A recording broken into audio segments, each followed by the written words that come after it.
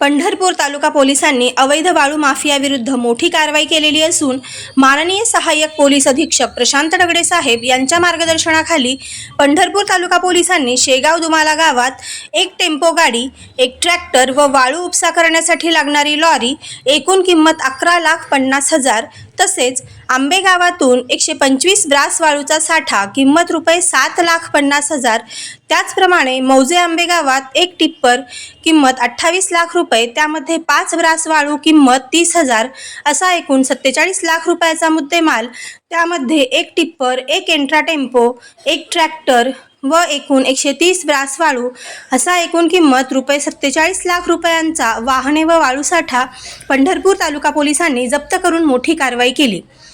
सदरची कारवाई माननीय पोलीस अधीक्षक अतुल कुलकर्णी साहेब, अप्पर पोलीस अधीक्षक विजय कबाडे साहेब, सहाय्यक पोलीस अधीक्षक प्रशांत दगडे साहेब यांच्या मार्गदर्शनाखाली पंढरपूर तालुका पोलीस स्टेशनचे वरिष्ठ पोलीस निरीक्षक TY मुजावर, सहाय्यक पोलीस निरीक्षक शहाजी गोसावी, अक्षय सोनवणे, पोलीस उपनिरीक्षक दत्तात्रय तोंडले, विक्रम वडणे ASI, आबा शेंडगे, पोलीस हवालदार सुहास देशमुख, दीपक भोसले, मंगेश रोकडे, अभिमन्यू गरड, सचिन गावडे, सागर गवळी, पोलीस चालक रामभाऊ चाटे, हसन नदाफ व गोडसे यांच्या पथकाने केली।